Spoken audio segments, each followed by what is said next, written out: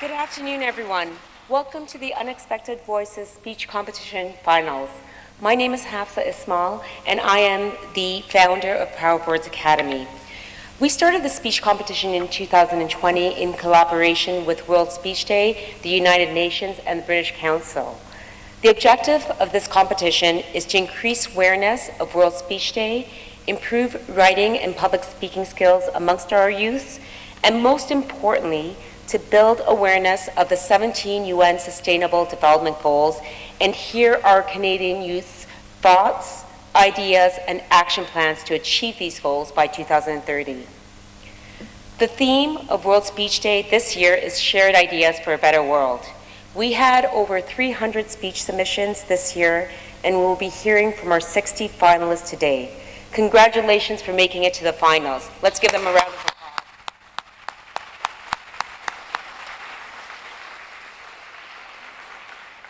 I'd like to extend a special warm welcome to our judges. Thank you for taking your Saturdays away from your family to adjudicate the speeches today. I would also like to thank our volunteers and our POW Academy teachers. We couldn't have pulled this off without your hard work, dedication, and support. And of course, most importantly, thank you to our finalists who we're going to be hearing from this afternoon. We can't wait to hear your speeches. I hope today inspires ideas and discussions around the ways we can make our world a better place. Without further ado, I'd like to call upon Leila Somani, who's going to moderate the day.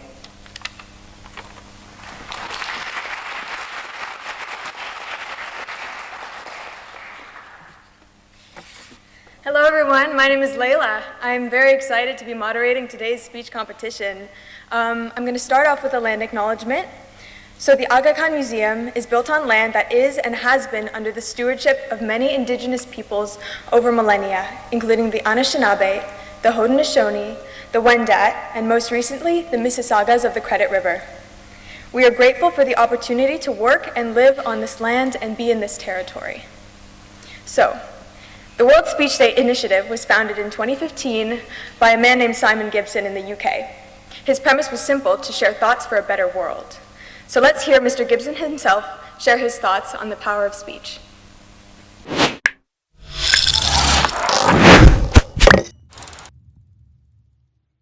Hello everyone. My name is Simon Gibson. I'm the founder of World Speech Day. How does change happen? How do we actually cause change in our society? If we look around us at the changes taking place, we simply see the tide of time. It seems like a constant ebb and flow, with each new wave made of unrelated fragments of thought, of personal feelings, and all of them to a large extent hidden, invisible, enigmatic. So how do we influence this motion? How do we catch the wave? What if we could ourselves direct the process, fashion the forces of energy to shape a better world? I believe public speaking can have a critical role to play in this. The human voice, apparently alone and vulnerable, becomes a collective idea in a speech. After all, it was the speech that changed the way society judges others, not by the colour of their skin, but by the content of their characters. It was the speech that changed our view of success and beckoned us to stay hungry and stay foolish. A speech that changed women's answer to prejudice. When they go low, we go high. And a speech that ushered in a new understanding of human society, of all men and women made equal through governance, of the people, by the people, for the people. In each case, the world changed in the speech. This year, some 100 nations will be celebrating World Speech Day. And that means that in a little more than 5 years, World Speech Day has grown from a proposal into a global movement. And that's a remarkable success story. Not because we have rich sponsors or powerful influencers. World Speech Day has grown because it has touched on something fragile yet precious. Something almost lost, like a plant in a delicate, endangered environment. And that is the importance of involving all parts of society in public speaking, not just an elite. We need to make public speaking part of our own new culture. In Sierra Leone, for instance, recently, a group of young men and women held a World Speech Day event to celebrate speeches as a means to counter corruption and violence. In Morocco, students looked forward to the new world of artificial intelligence. At the Sorbonne in Paris, at universities in Saudi Arabia, Mongolia, Brazil, young people used the opportunity of World Speech Day to bring to life new ideas. And now here in Toronto, the Power of Words Academy has brought together this amazing Unexpected Voices competition, which I believe is the largest speech competition at World Speech Day this year. So huge congratulations to everyone involved in this Power of Words Academy for putting together such a global headline event.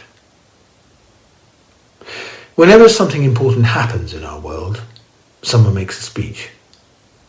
But equally, whenever someone makes a speech, something important happens. The unexpected voices that will bring change tomorrow will come out of young minds in Canada. There will be voices you hear today, speaking with purpose. The unexpected voices who will shape society, who will catch the wave of thought and feeling and turn toward tomorrow. Thank you very much indeed.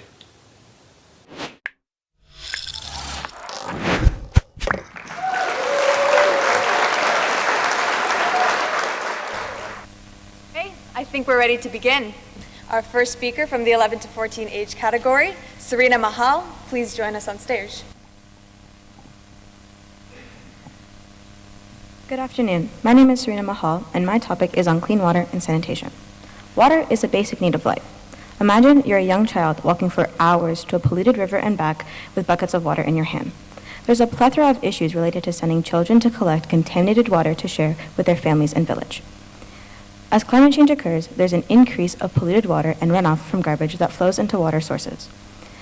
According to World Vision, there's over 3.4 million deaths related to contaminated water each year, and over 800,000 of them are children.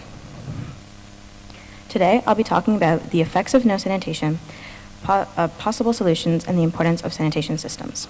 Clean water and sanitation is important for our world population because without it, it could lead to social effects, such as infections or diseases that can wipe away a large group of people. My first point is the effect of no sanitation. Having no sanitation can lead to polluted water, which in turn leads to social effects. Such infections include intestinal worms caused by the Giardia parasite. This parasite is transmitted from person to person between person to person through contaminated drinking water. With many people drinking this water, and allowing themselves to become infected, it leads to a decrease in population, which results in a lower economy. According to the National Center for Biotechnology Information, in 2019, there's over 500,000 deaths related to intestinal worms per year. Next, the importance of sanitation. Sanitation systems are used to collect garbage and manage pest control, leading to healthier children, safer environments, and economic growth. With proper sanitation systems put in place, we could have a reduced risk of illnesses spreading between person to person. My final point is the importance climate change has on clean water. With climate change increasing, there are more landfills showing up due to the rise of litter. Through these landfills, there's runoff from garbage that flows into these bodies of water where children are walking for hours to collect contaminated water to share with their village. So how can we improve the health of our population? If governments could allocate time, resources, and money to these countries, we can put in place communal lavatories that have a proper sewage system to allow for the disposal of feces, thus reducing the risk of pollution and infections related. Another possible solution is a communal watering hole that holds clean and filtered water. With this community watering hole in place, it would save the hours children spend walking to collect disease-filled waters to share with their communities. With all that being said, I hope you have taken into consideration the major impacts of unclean water on our communities and realize the importance of possible solutions to minimize the amount of deaths related to a lack of sanitation systems. Thank you. Jones Let's Cruz, please come to the stage. Did you know that 1 in 9 people go hungry each day? That means that more than 10% of the global population is hungry. Did you also know that the world produces enough food to feed the more than 8 billion people on this planet? So why are people going hungry each day? Hello, my name is Jones, and today I'm going to be asking you, why are we still talking about hunger after so many years? Shouldn't the problem of global hunger be solved by now? In my opinion, a plan must be put into place now to finally solve this global crisis. Why are people still hungry in the 21st century? Well, poverty is a huge problem facing humanity. Apparently, so is climate change. But poor people don't care about saving the planet. They care about where their next meal is coming from. If people are poor and have no money, they cannot afford to buy nutritious food for themselves or their families. The United Nations Sustainable Goal is to eliminate hunger and malnutrition by 2050. 2050? Poor and hungry people facing starvation now will be long dead 27 years from now. This is unacceptable. We need immediate action. If the world produces enough food to feed everyone, why are people still hungry?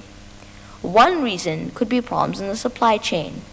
Wars and government restrictions prevent food from going to the places that need it most. Government should make agreements with other countries to remove restrictions and allow for tax-free transport of food to countries that have hunger problems. Another problem with the supply chain is the contamination of food in transit. Food becoming rotten and moldy prevents people from buying it. We need to solve this problem so that countries that have hunger issues can get the food they so desperately need. Climate change is also a reason why people are still hungry and will continue to be hungry for years to come. Why, you ask? The goal of climate change is to use renewable energy instead of energy from fossil fuels. I see 2 problems with this. First of all, if you want to reduce poverty, you have to reduce the cost of energy. Wind energy and solar energy are more expensive than natural gas. People living in poverty cannot afford energy and therefore will keep them hungry as they have no money for food. Secondly, climate change requires the reduction of CO2 emissions, meaning the elimination of the use of natural gas. If we eliminate natural gas, we can't make fertilizer. No fertilizer means we cannot grow crops. No crops, no food, people stay hungry.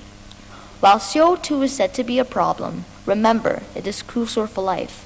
Plants take in carbon dioxide and in return give us life-lasting oxygen. In conclusion, I personally think we talk too much. It is great to get kids like myself learning about global problems, but we cannot be expected to wait until 2050 to solve the problem of world hunger. Action is needed now. Adults, stop talking and get solving. With your knowledge, problem-solving skills, and money, you can help solve this global hunger crisis. When I grow up and the hunger issue was solved, I will be able to focus my attention on other important issues of my time. Thank you for your time, and please remember to think carefully about this critical issue. Ali Palara, please come to the stage.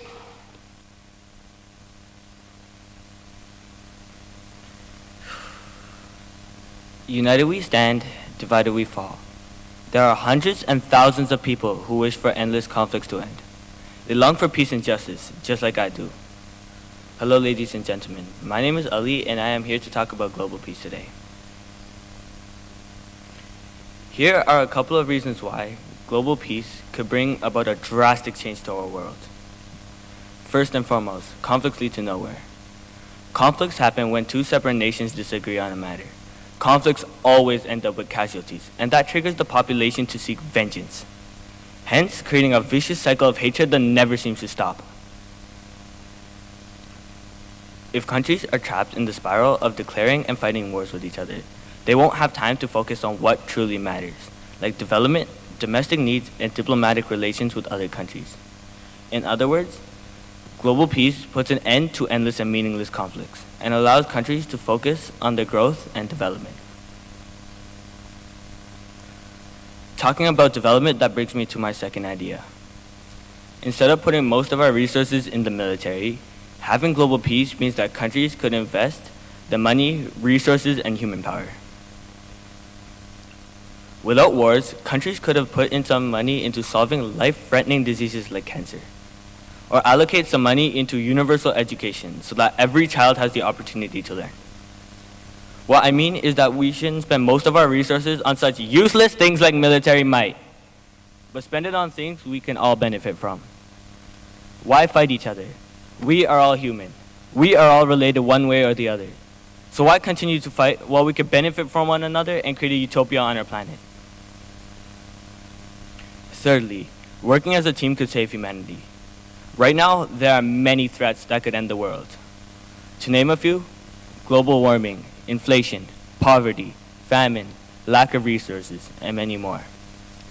What we need is some international collaboration and mutual trust between all countries, and to stop worrying about the little things and focus on the big life-threatening ones that are truly endangering all of planet Earth. If we achieve global peace, we can do anything.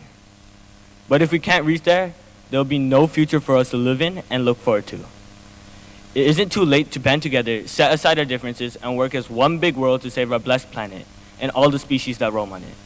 All we need is peace. Thank you. Lily Liagatti, please come to the stage. Nelson Mandela once said, "An education is the most powerful thing that you can use to change the world." Hello, judges, classmates, parents, and peers. My name is Lily Liagatti, and today I'm going to be informing you about why I believe a quality education is important. First of all, let me ask you, how many of you have stopped to realize just how lucky you are to have a quality education? Many people across the globe don't have access to that. They lack the basic necessities, skills, and knowledge that we all use in our everyday lives. So today, I'm going to be informing you about why I believe a quality education should be a right to us all. First of all, a quality education is needed for many different things, but the first one I'm going to be talking about is basic necessities. When we have access to basic necessities, our lives become a lot better. For example, one of those necessities is food.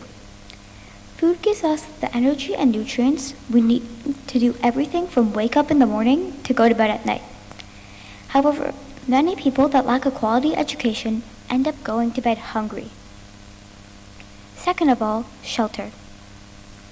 When you have a shelter, you are protected from many dangers, such as bad weather. However, many people that are homeless because of a lack of a quality education aren't safe. And lastly, drinking water. Just like food, drinking water gives us the energy and nutrients that we need. But unlike food, you can only survive without water for about 3 days. Lack of water can cause serious diseases and infections, such as kidney stones and even kidney failure. You may be thinking that everyone has access to these necessities, but millions of people across the globe don't have. Access to a quality education also means developing skills that we all need. For example, problem solving. Problem solving helps you manage the tasks that are presented to you daily. Another one is time management. If you got a job and you aren't able to manage your job tasks and your daily tasks simultaneously, you could possibly get fired, which means you wouldn't have the money to afford basic necessities. And lastly, communication. If you didn't know how to communicate with others, a lot of opportunities would be on the line. All of these skills are needed every single day. However, these are all taught in school, and people that don't have a quality education don't have access to them. And lastly, a quality education is also needed to learn knowledge that you use in your everyday lives. For example, math. When you learn math in school, it isn't just learning how to do basic formulas.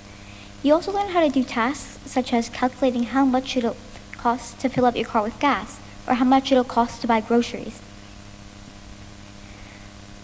Also, we gain oral skills. With a quality education, you can speak to others clearly and confidently. And lastly, we learn how to read. Whether it be a label on the back of a can or an interesting book that you want. You need to learn how to read in school. You need a quality education to learn all of these things. However, somehow people don't have access to them. All of these things are needed every single hour of the day, and yet somehow these people don't have access to them. As I have pointed out, they lack the basic necessities, skills, and knowledge that we all use in our everyday lives, without even batting an eye. Thank you for taking the time out of your day to learn about why I believe a quality education shouldn't just be accessible to us, but accessible to us all. Audrey Lee, please come up to the stage.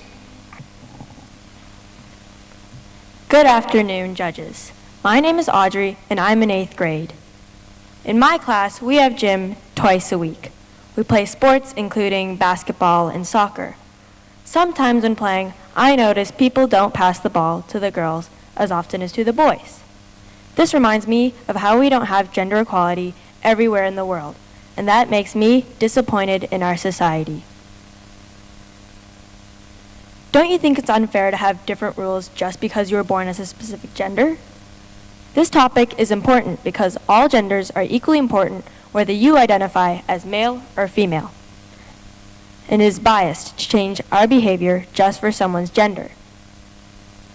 We need fairness. My speech will inform you about the lack of equality in income between all genders. I will show you that we, as humans, naturally think that one gender is better than another. Finally, we will discuss how we can change this together. To begin, I'd like to say that nearly everywhere in the world, people are discriminated against in pay, largely because of gender. For full-time employees, there is a 16.1% difference between earnings of women and men.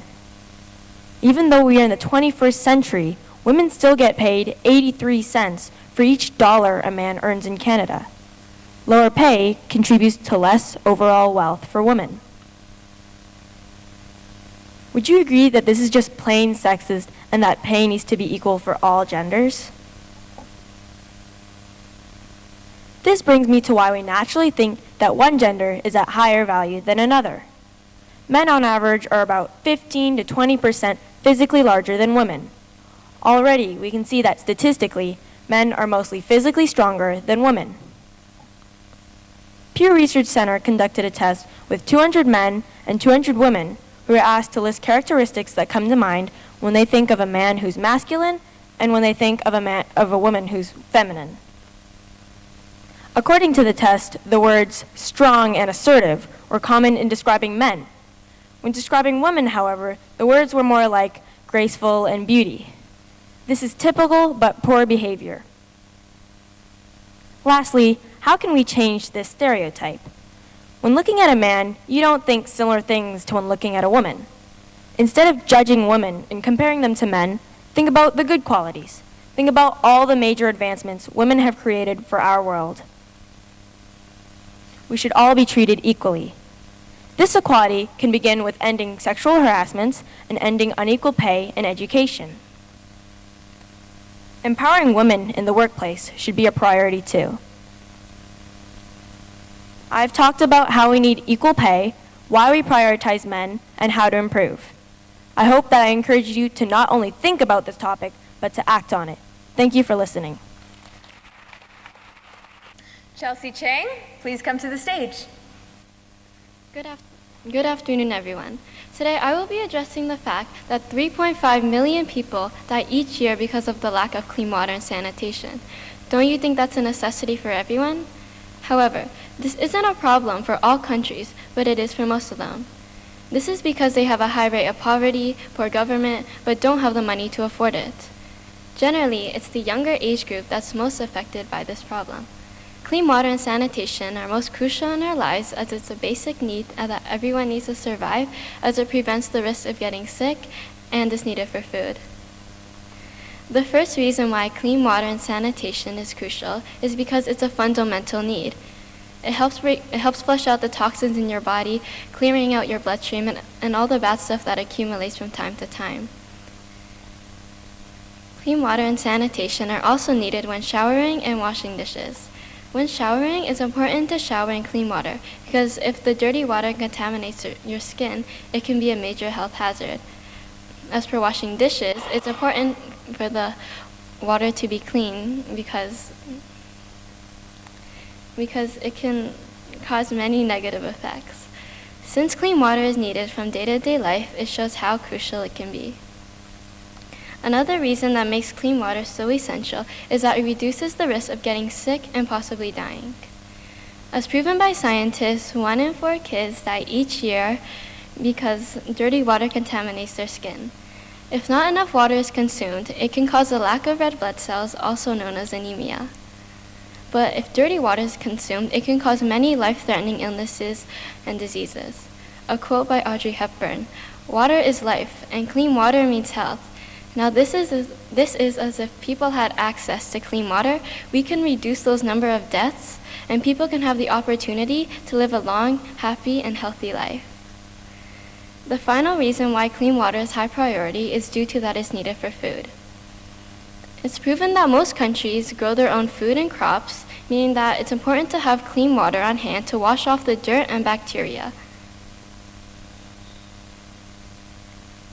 Clean water is also important when consuming food as it helps break down nutrition and it helps the digestive system flow. If you don't drink enough water when consuming food, it can cause health problems such as indigestion. Clean water is the key to nutrition when talking about food and is most important when consuming. To conclude, these 3 reasons explain why clean water is extremely crucial in our lives. It's a primary need, it helps prevent illnesses, and it's important with food. Imagine all those millions of people who die each year, mainly infants, and how they won't have the opportunity to experience life. That's why we need to take action immediately. Thank you.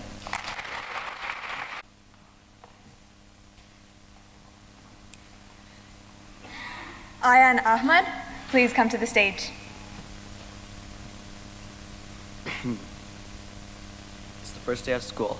You're excited, you're scared, you're nervous. Whatever you felt, you've been through this moment. All of us have been through school, gone through school, and some of us have even finished school. But do any of you feel like your education went under the category of quality education? Hi, my name is Ayan, and I'm here to talk about quality education and why it matters. So first off, let's start with the basics. What is quality education? Well, according to Leverage EDU, quality education is an education that focuses on many aspects of the student, including social, emotional, and cognitive development, just to name a few. It is also one that does not bias against any of the students, no matter their socio-economic status, gender, race, religion, or even geographic location. Lastly, it is one that prepares a child for life and not just for the next school test. So now you know what it is. But why should you care? Well, you should care because it is important, not just to you, but to everybody, to our society. But how is it important? Well, it is the entire reason we are where we are. Education is the foundation of our society, and quality education is the key to our future. Quality education helps us escape poverty, which is one of humanity's biggest issues. Quality education also improves the country's economic status, which therefore provides more job opportunities. So how can you support quality education and help achieve this goal? Well, I'm going to name some solutions that mostly people of certain roles can do. But you can do these things too. You can teach kids simple things such as letters and numbers to inspire them to learn more and get into school. You can also talk to parents about sending their child to school. One way is to teach teachers how to teach so that they fit the standards of quality education. Something everybody can do is to advocate. Spread awareness about quality education. Talk to someone and teach them about it, why it matters and how they can do something about it. Lastly, you can speak to your government and voice your concerns about your education and how you can improve it. All in all, quality education is important and we need to act upon achieving this goal quickly. We need to achieve this goal because it helps the country's economic status, is key to escaping poverty, and there are so many more benefits. There are many ways to support quality education, such as the few that I've mentioned, but there are so many more. So do some research and find out what you can do. A great thanks to you all for listening, and I hope you all contribute to achieving this wonderful goal for quality education. Diana Masood, please come to the stage. I'd like to ask you all a question. How much have you eaten this morning? I woke up, went to my fridge, and couldn't decide what to eat.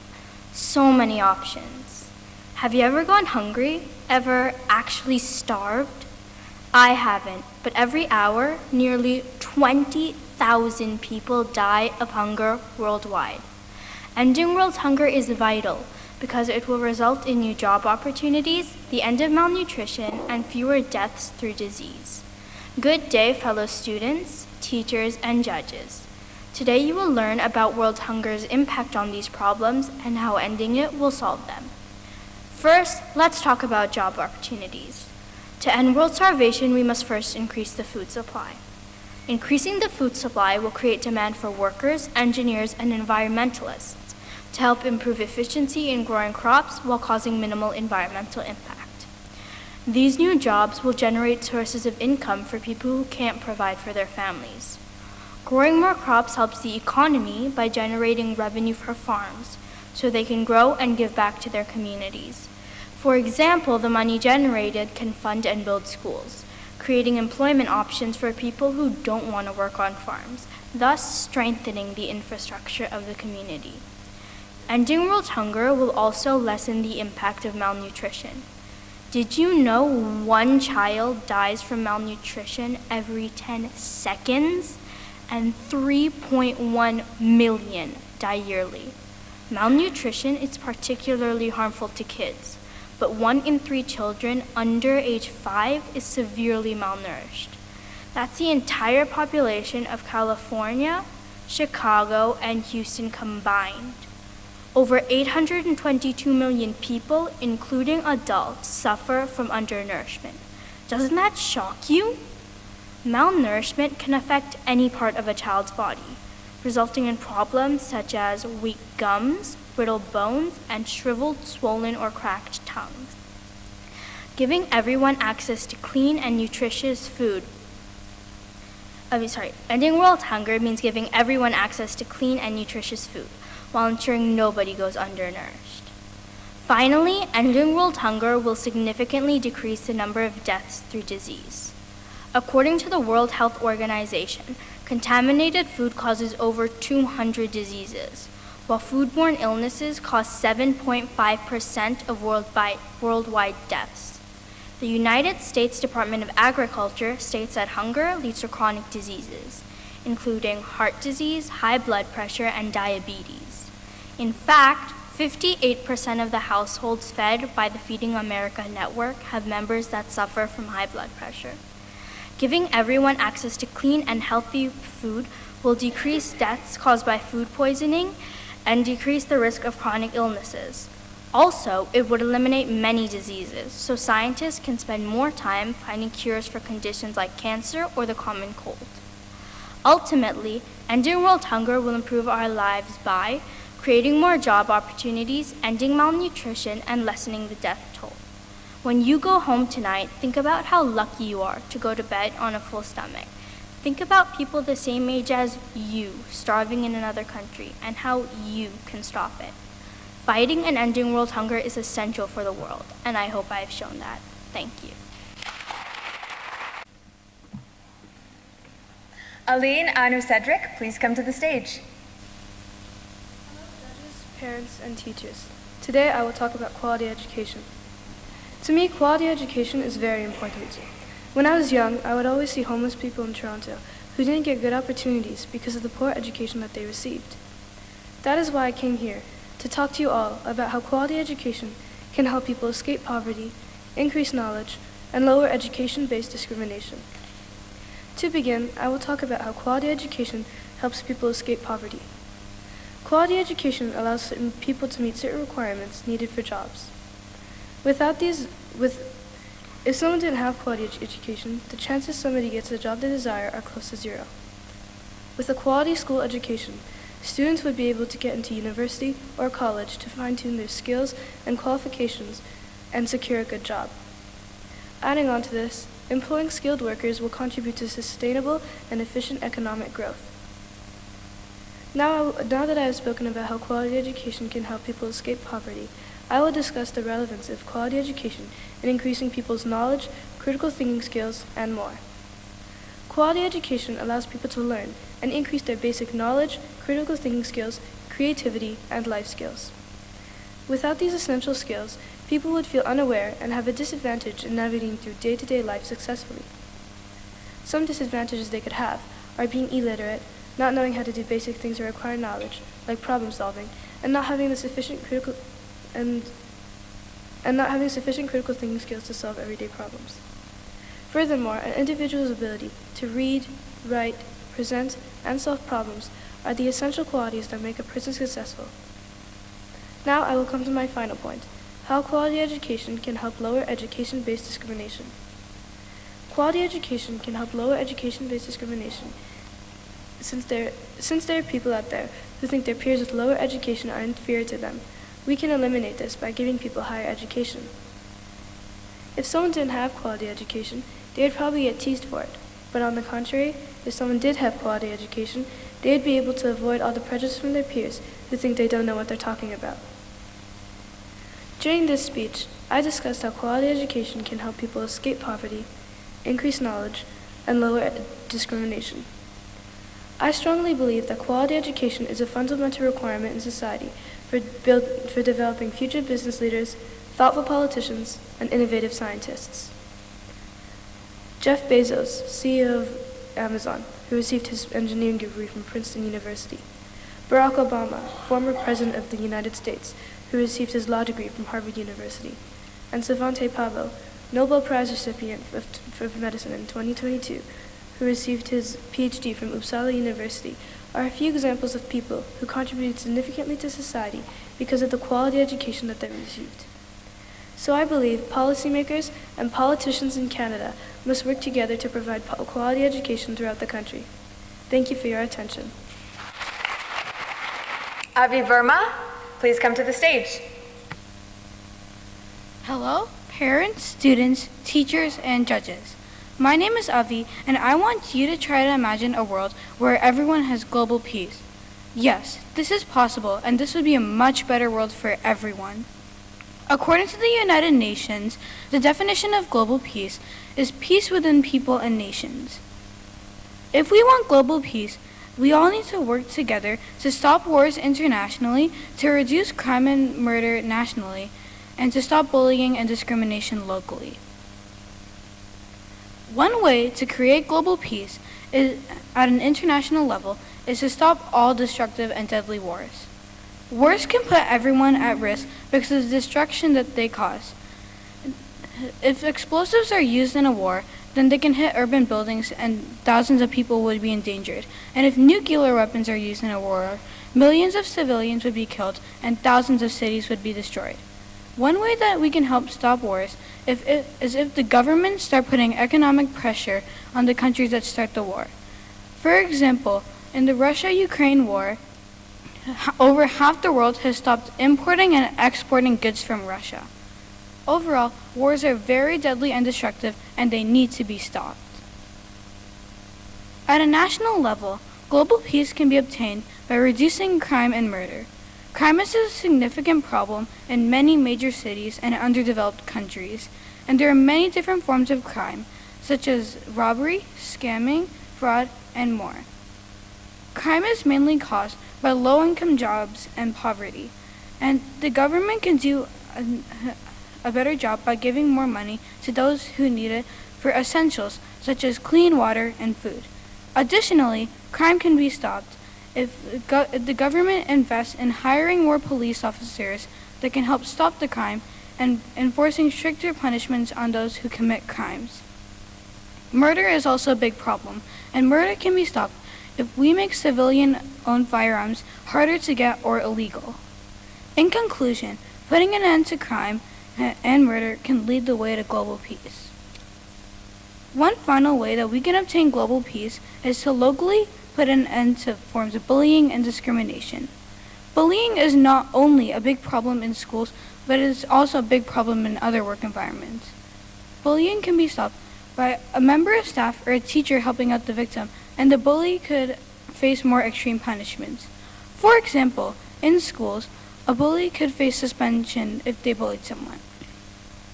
And discrimination can also affect people negatively. Social media companies could do a better job at deleting posts and videos that have discrimination content. And companies could also make products that can represent different people and cultures. For example, a fast food company like McDonald's can create more plant-based and halal meat options for different food items. In conclusion, bullying and discrimination can easily be stopped if we follow the right method and if everyone is on board. All in all, if we work together, we can stop wars, crime, and bullying. A world with global peace would be a much better world for everyone. If we collaborate globally, we can achieve global peace. Thank you for listening. Aiden Chowdhury, you're up next. Good afternoon, everybody. Today I will be talking about quality education and how to get it in the classrooms. Imagine going to school and not having a proper paper and pencil to take notes with, or loving a sport like basketball and not having a proper gymnasium to play in. How would that make you feel? If you have received a good education, you will have the ability to make better choices in life and differentiate between right and wrong. My speech will inform you about obtaining and retaining highly qualified teachers, changing curriculum, and the government investing in school resources. Now I will talk about point 1, obtaining and retaining highly qualified teachers. Highly qualified teachers are something every school should have. Schools should be hiring teachers with a university degree as well as extensive work experience with children. To fix this, the government should be paying teachers with these characteristics a higher salary. This will prompt them to stay in their positions for a longer period of time and, more importantly, teach and influence their students everything they have learned in their education journey.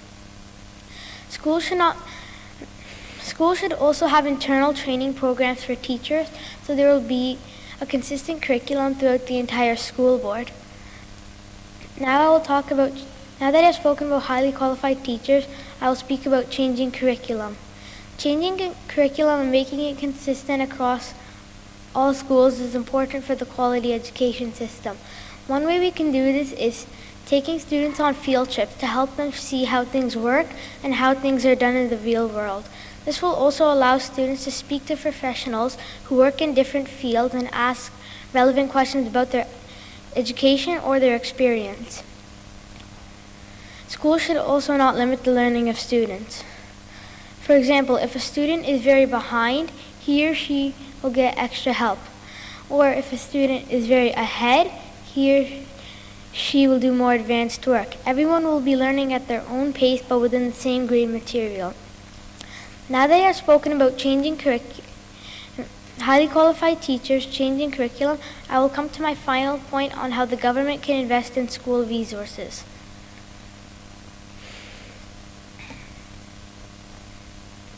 Imagine going to school and not having a computer to perform research on for a project, or not having a gymnasium to play your favorite sports in. School resources such as computers, classroom tools, school facilities, and playgrounds will allow students to have a more enriched experience learning school subjects. Teachers are also a key resource for students. Teachers are the key to creating and conducting classroom activities for students to learn from. Now that I've spoken about highly qualified teachers, changing curriculum, and the government investing in school resources, we can come to my conclusion about quality education. My first point informed you how to obtain and retain highly qualified teachers. My second point revealed how the Canadian curriculum can be more enriched. My third point advised how the government can invest in school resources. Thank you for listening to my speech. Akshay Joel, please come to the stage. Did you know that 71% of the world's population live in countries that have inequality for women? Good evening, everyone. My name is Aksha, and today I'll be talking about gender equality and why we need to enforce it immediately. Gender equality is important because it can end discrimination against women, it can end violence against women, and it can give equal rights to women. To begin, gender equality can be a step towards ending discrimination against women. Discrimination can be seen when a representation of girls is missing from the population. This can happen because families prefer to have boys over girls as children. In some cultures, boys are preferred more than girls just because they carry the family's name and wealth for future generations. Some families go for the third or fourth pregnancy just to get a boy. Can you believe that? There's also discrimination found in girls' education. In some places of the world, girls only go to school for primary school. Unlike girls, boys go to secondary school and end up graduating, while girls stop their education abruptly. Discrimination of girls happens everywhere in everyday situations. Secondly, gender equality can end violence against women. Violence against the female gender happens in small children, but can also be found in girls and women. There are many types of violence against girls, which include child marriage, forced prostitution, honor killing, dowry killing, and much more. In some countries, violence against girls is allowed and is not considered a crime. Many children are targeted for this type of violence because they are young and very weak. There are even armed groups who attack young schoolgirls. Due to violence against girls, many of them have had a very rough life. They were rejected by their family and community, and they would be forced to drop out of school. Soon enough, they'd be struggling with poverty and have no safe place to go. Gender equality will help give females equal rights and put an end to violence against women and girls by making it a crime. Lastly, gender equality means rights to property for women. Women never get any share of property rights. If there's a male and female heir to a certain property, it's more likely the male heir will receive it. This is unfair treatment against girls and women. There's an old saying where the men own the land and the women just work on it. This proves yet again that women don't have equal rights as men. Many women in Africa are struggling because the land they should own is under the name of someone else. These women's husbands have died, and they were the last of the closest family. Unfortunately, in these cases, the land goes to the next closest male here and leaves the woman struggling to provide for themselves and their families. Equal rights to property for women is very important, and gender equality can help. In conclusion, we need to enforce gender equality because it can end discrimination against women, it can end violence against girls, and it can give equal rights to women. Women all over the world are getting mistreated for many more reasons. What can you do to help today? Give it a thought. Thank you for listening to my speech. Next up, we have Dylan Wang. Hello, judges, teachers, and students. My name is Dylan, and today I will be talking about why we should focus on clean water and sanitation. Many people are dying because of unsafe water, inadequate sanitation, and poor hygiene. After my speech, you will learn why clean water and sanitation is so important, why we should make sure everyone has it, and how we can do this. There are two reasons why clean water and sanitation is so important. One reason is that dirty water contains dangerous bacteria that can make you sick. Another reason is that without clean water, you can't clean your body. In particular, when viruses like COVID-19 are spreading, cleaning your hands helps reduce your chance of getting infected. Now that you know why clean water and sanitation is so important, I will tell you why we should make sure everyone has it.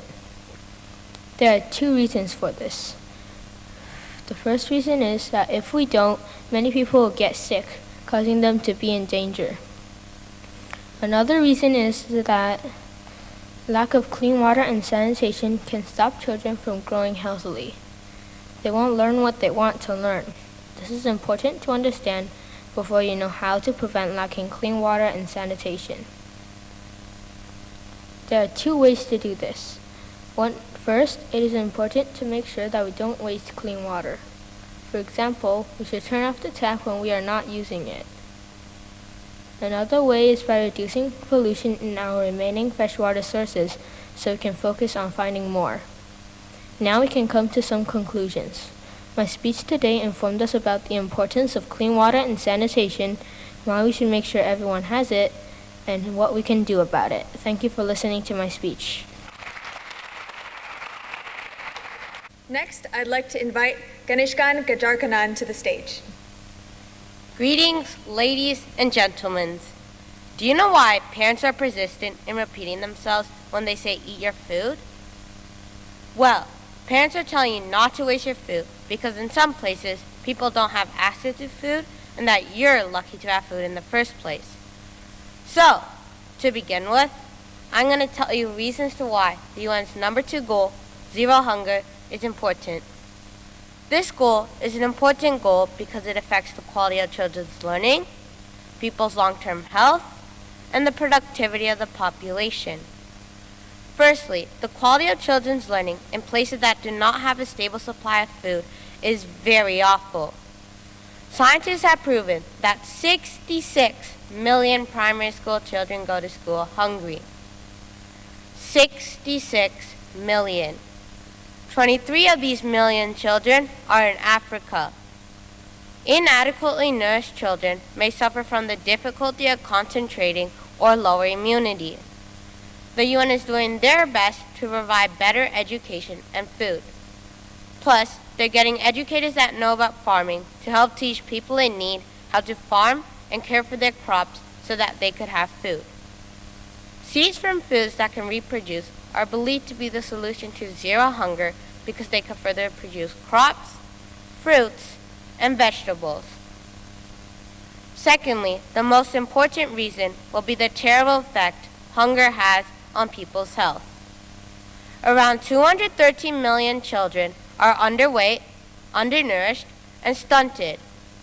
Poor nutrition may also affect the physical and mental development of young children. Without food, many people are getting diseases like high blood pressure. Ever since COVID-19, African countries were starving because no one could supply food to families living all around Africa. Not only there, but all around the world too. This has delayed the UN goal by about 5 years. Most vitamins and minerals come from the food categories like fruits, vegetables, and grains. These categories of fruits can be reproduced and can be planted with seeds. Protein can be found in meat, so meat has to be hunted. This is why hunger has a terrible effect on people's health.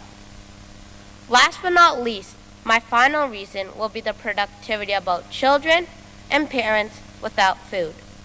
Workers with no food tend to not work well while working because they have no energy to do their work without food.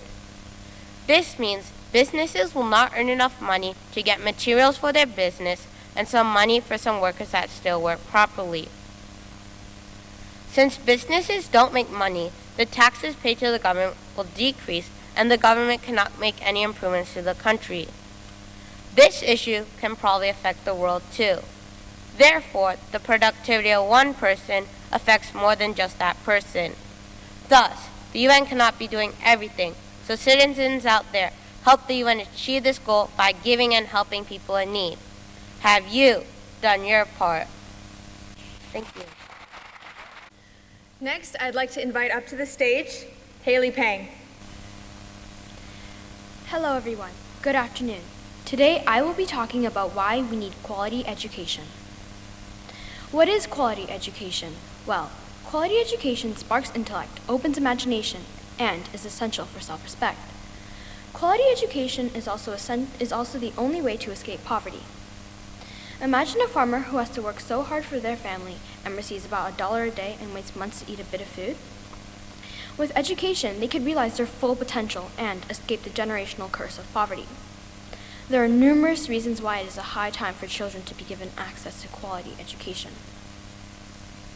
First, quality education can provide guidance and skills such as developing self-confidence, critical thinking, and helps people become responsible. Many students complain about having to go to school, but have you imagined not being able to go to school? What would you be doing? In many developing countries, children do not have the chance to go to school. With quality education, you can get a higher income job and gain some skills like problem solving, communication skills, time management, and creativity.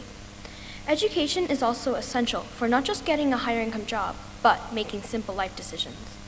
Even celebrities widely support quality education. For instance, Beyoncé gave $100,000 of academic scholarships. After Beyoncé donated, it was later known as HBCU, which provides quality education to African Americans. Pink is also a huge supporter of quality education. She is the ambassador of UNICEF and is a strong supporter of UNESCO. Both of these organizations provide quality education to children around the world. Beyoncé and Pink are perfect examples of how celebrities make good use of their influence to fight for what is truly important.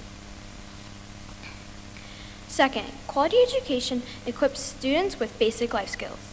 Being educated helps you make basic life skills like dealing with taxes, money management, and communication skills.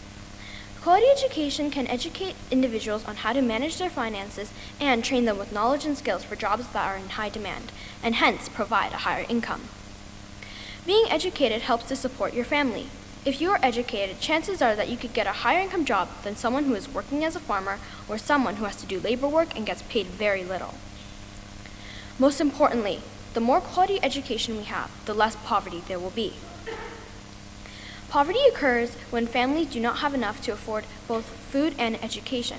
If they had enough for only one thing, they would obviously choose food. With education, people can move on from physical jobs like farming and can earn enough to feed their families. Education could break the cycle of poverty and is the only way to fix that.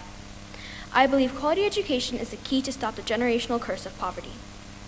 In summary, quality education helps us all in many different ways. For instance, reaching your full potential in life, stopping the cycle of poverty, and for basic life skills. Now, after listening to my speech, don't you think we need quality education for the world? Thank you. I'd now like to invite to the stage Jeho Alawat. Hello, judges, parents, and friends.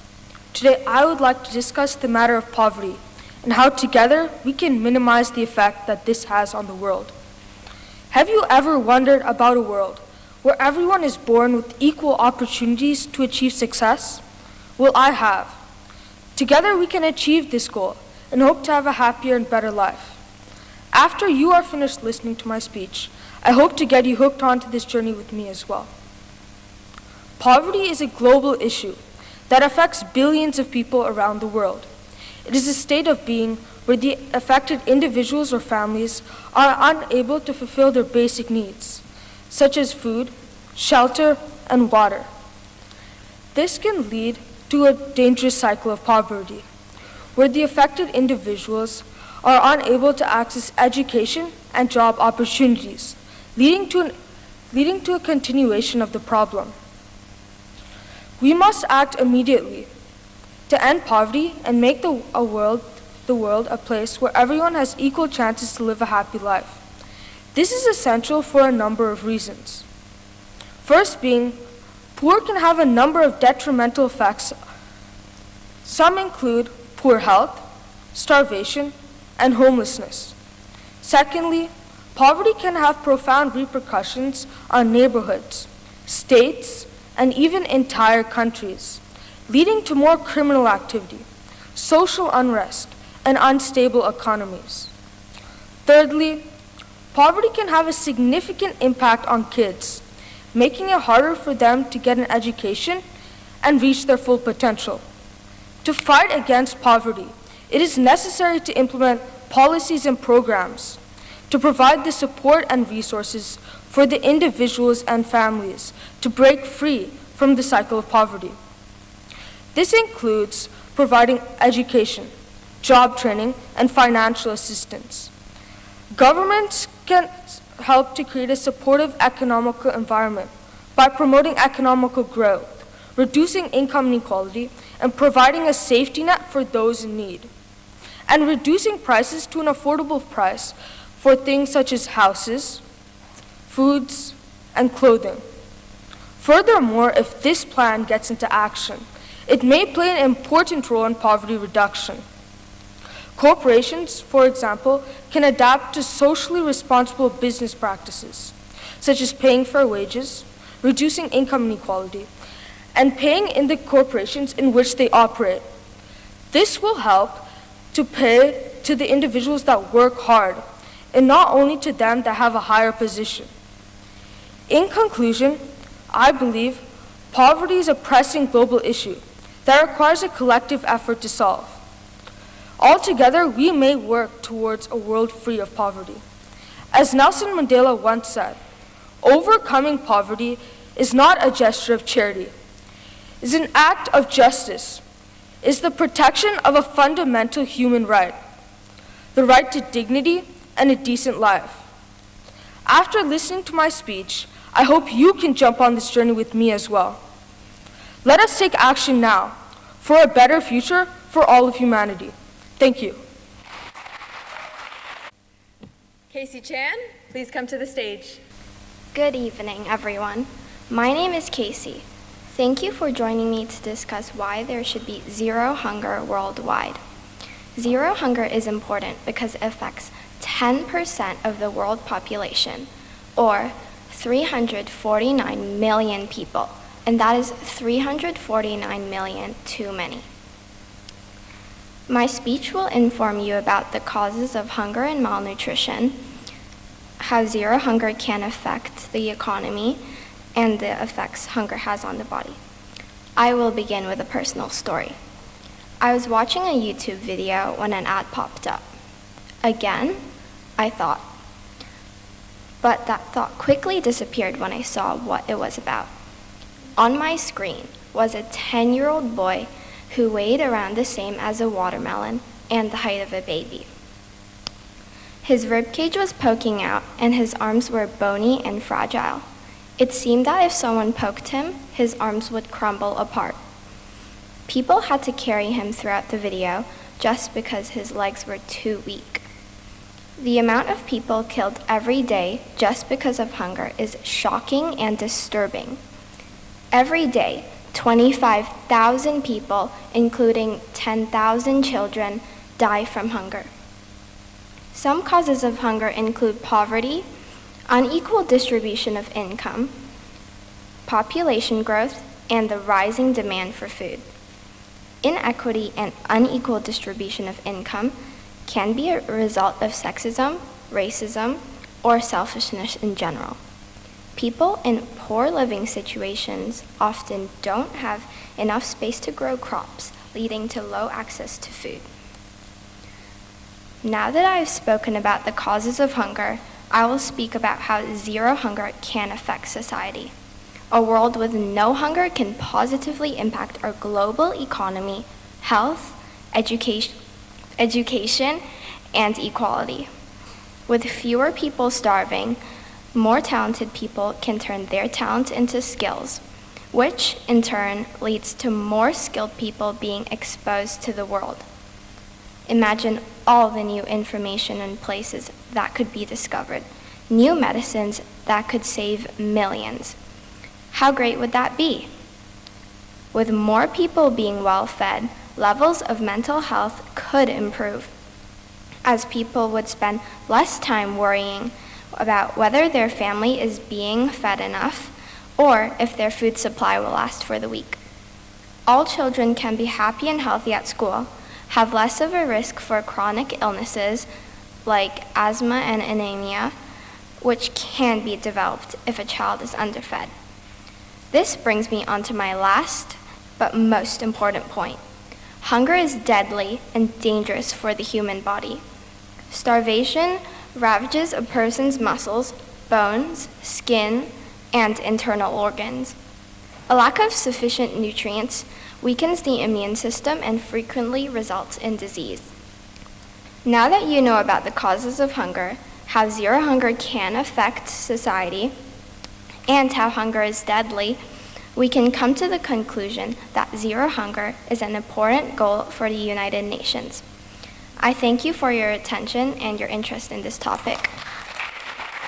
Next up, Aubrey Young, please come to the stage. Do your kids hate school? Many of my classmates do. However, quality education is very important. It defines our future, what job we get, where we live, and the safety of future generations. There are two main reasons why everyone should have quality education. First of all, what is quality education? In developed countries, getting a quality education might mean finishing college or university, but in developing countries, it might mean just learning to read or write. For some, just being able to go to school is a miracle. Many people are able to get some form of education, but 1 out of 4 primary children, or about 250 million children worldwide, are deprived of the opportunity to learn how to read and write, which are essential for one to learn, work, and live. In addition, 200 million children dropped out of secondary school. So why is this a problem? To start off, quality education is the most powerful tool in breaking out of the poverty trap. A poverty trap is when someone is unable to provide the best support for their child, especially education. That child won't be able to provide for their children, and so forth. Education helps lift people out of poverty by granting them access to safer and higher income jobs, allowing them to provide quality education for their children, therefore breaking out of the poverty trap. When that happens, it benefits not only them, but also their community. This shows how quality education can reduce poverty. Another reason quality education is important is because it supports gender equality. Many women don't get equal access to education. About 250 million men can't read or write, compared to almost 500 million women. Even though they have the same abilities, without a quality education, women are forced to stay home and remain housewives as they grow up. This also affects their ability to share their thoughts and ideas with the rest of the world. Lack of access to quality education is a big problem, one that ties in with many others, but you can help. Supporting organizations that work to improve access to quality education can help reduce poverty and help level the playing field for women.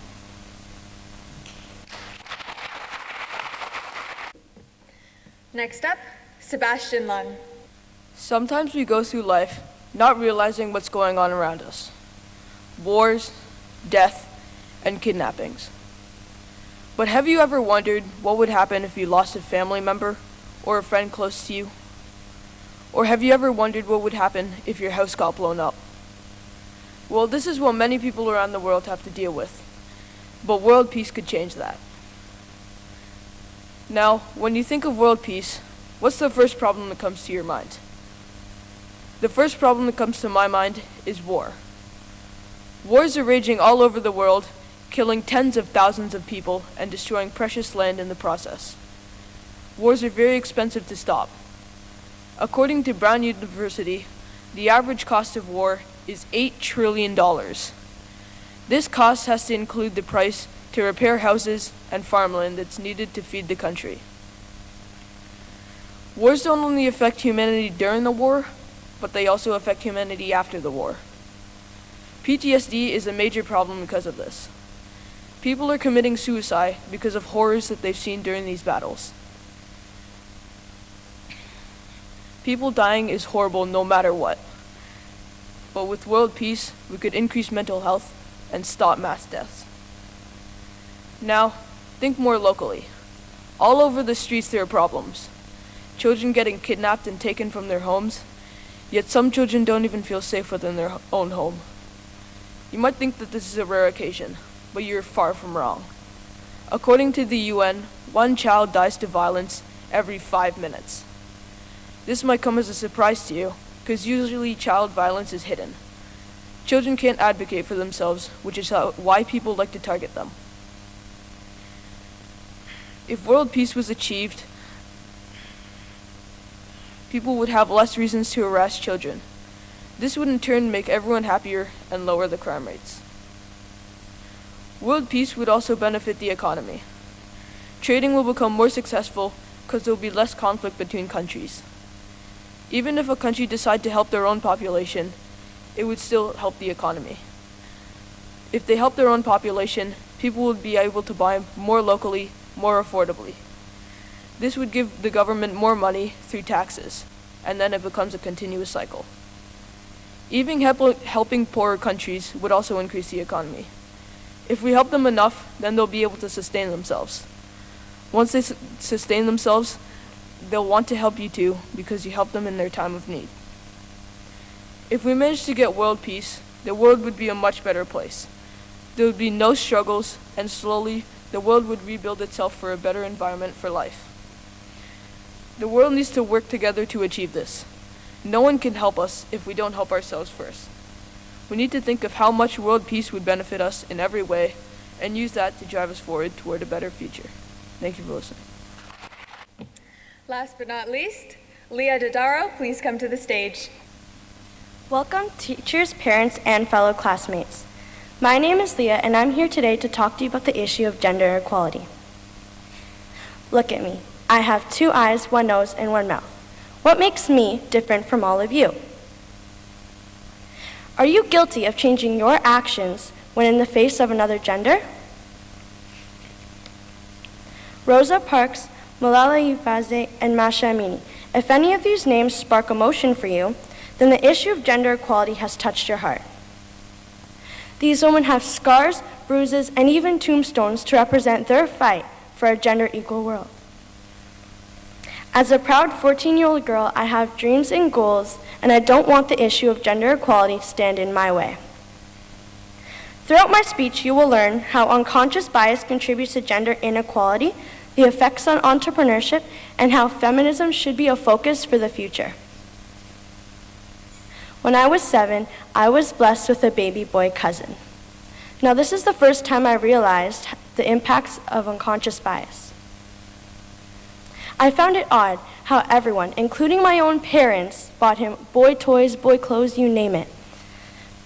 And this made me realize that children don't get to decide what they like, what they do, or what they play with. It's what they're introduced to at a young age. Now that we've considered unconscious bias as a cause towards gender inequality, let's see how entrepreneurship can help. Think of any business. Now think of who runs that business. You might be thinking of a male sitting at a desk, but for me, I'm thinking, why can't it be a woman? Female entrepreneurship was very overlooked in the past, primarily because it was a male-dominated industry. Now, women are starting to fight for themselves. It's much more than selling a product or even making profits. It's about women being more confident, independent, and fearless. And these are traits of all successful business owners. So how does this relate to gender equality?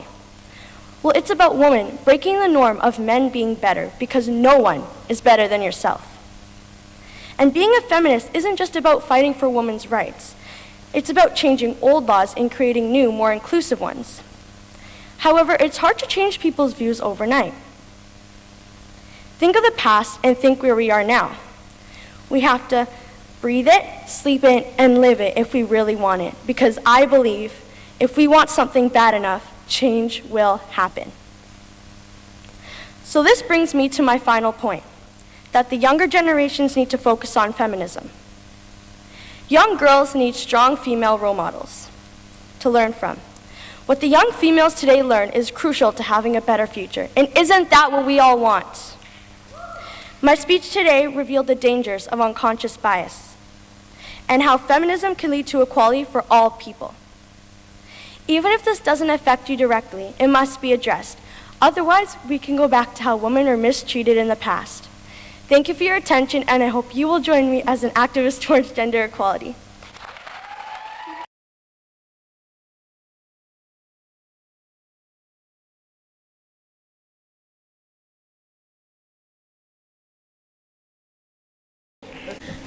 Okay, everyone.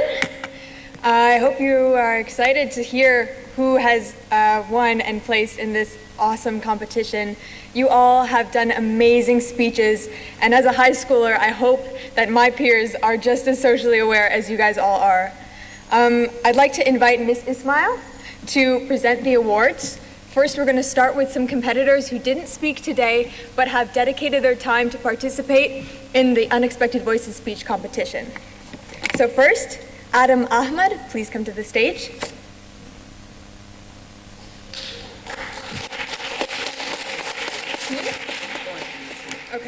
Alex Kim.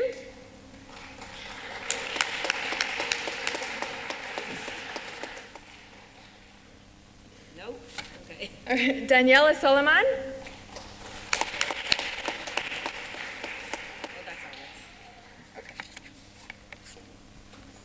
Eli Kim.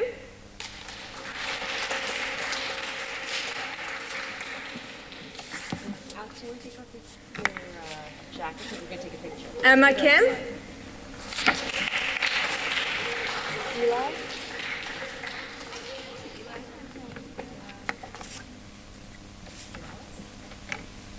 Aaron Young.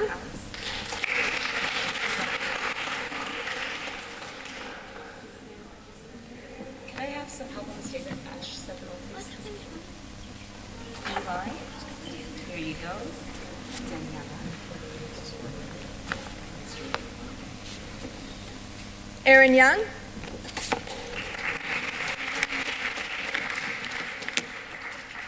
Hasnain Palara.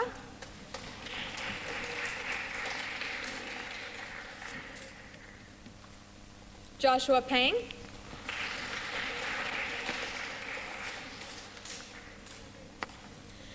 Christine Wen.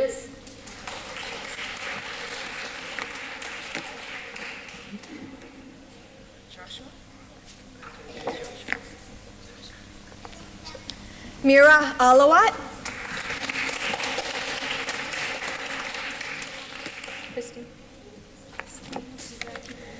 Samiksa Gajakarnan.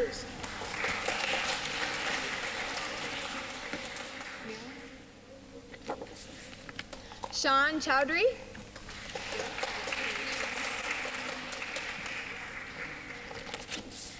And Yesha Kakar.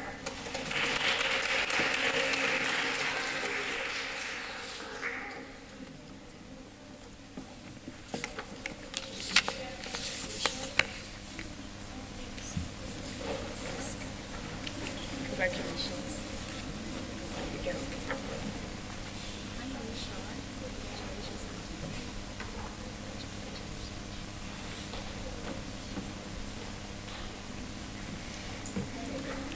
All right, let's give a big round of applause to these contestants.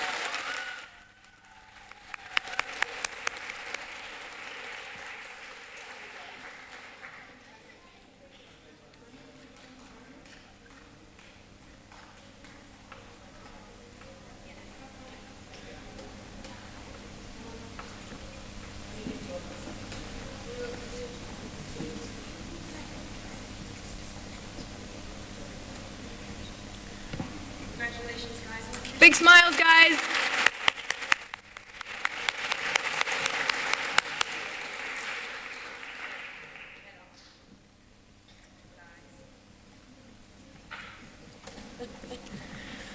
All right. Now, last but not least, the 11 to 14 age category.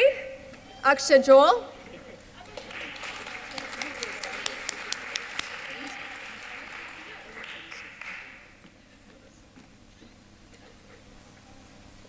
Aline Anu Cedric.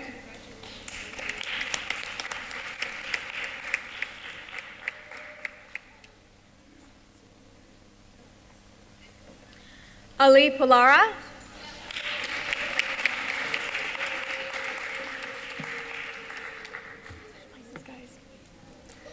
Aubrey Young.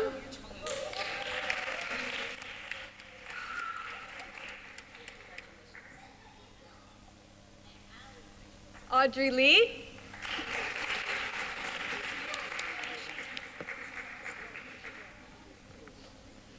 Avi Verma.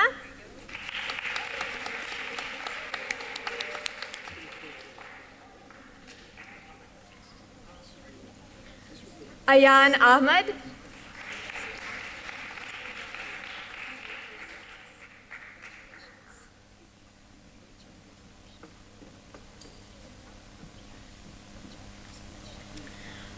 Aiden Chowdhury.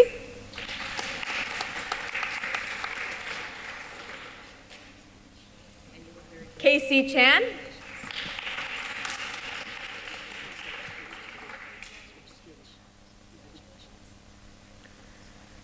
Chelsea Chang.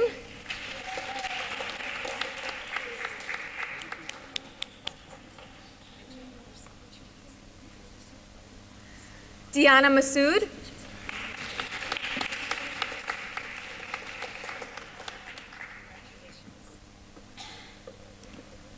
Ganishkan Gajarkanan.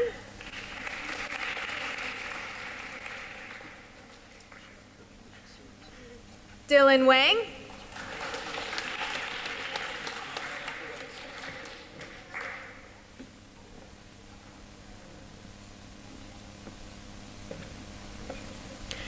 Haley Pang.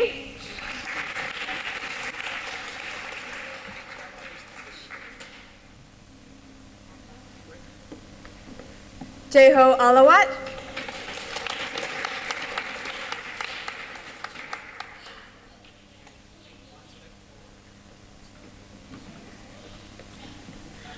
Jones Let's Cruise.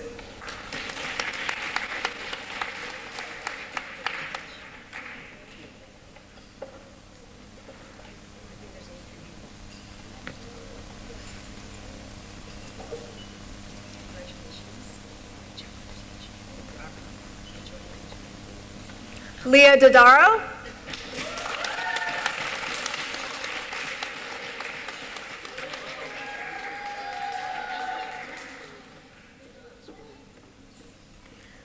Lily Liagati.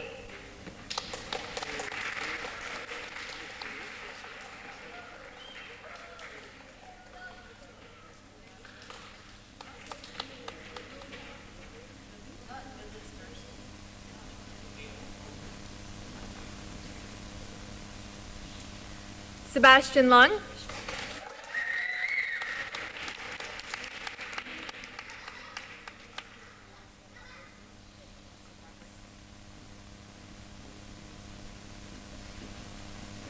And Serena Mahal.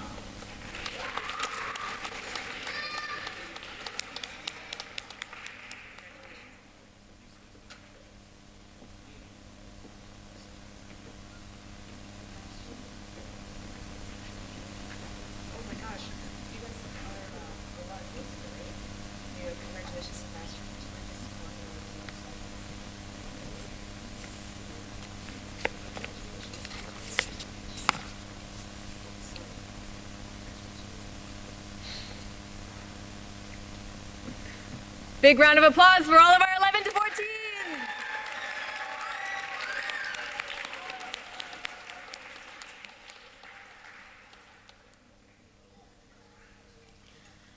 All right, once again, for real this time, I'd like to invite up Rosalind Rupert to give our third, second, and first place winners their medals.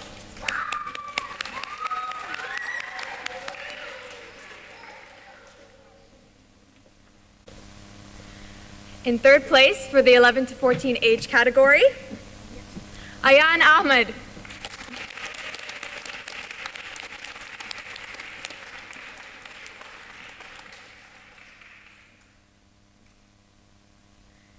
In second place, Aydin Chowdhury.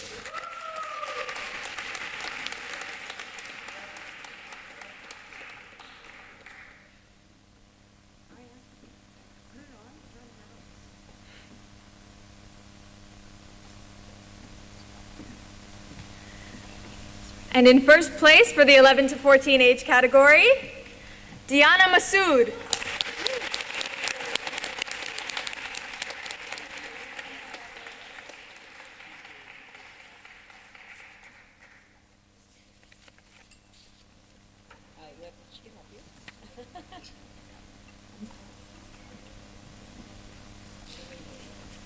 Once again, big round of applause for all of our 11 to 14s.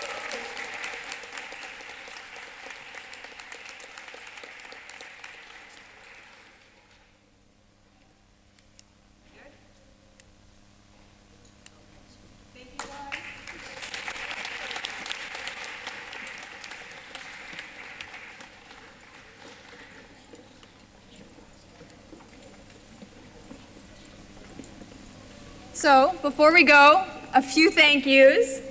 First and foremost, a huge thank you to all of the competitors here today who've crafted and spoken beautifully and are the reason that we have faith in the future generations. And shout out to all of the parents here today who have encouraged their kids to put themselves out there and compete in things like this.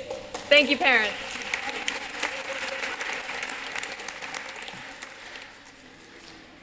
Volunteers, this day couldn't have run without you. Thank you to everyone who helped out for the sake of facilitating this competition. And last but not least, thank you so much to all of our judges who have taken time out of their busy lives to make this day possible. Let's give all of us a huge round of applause.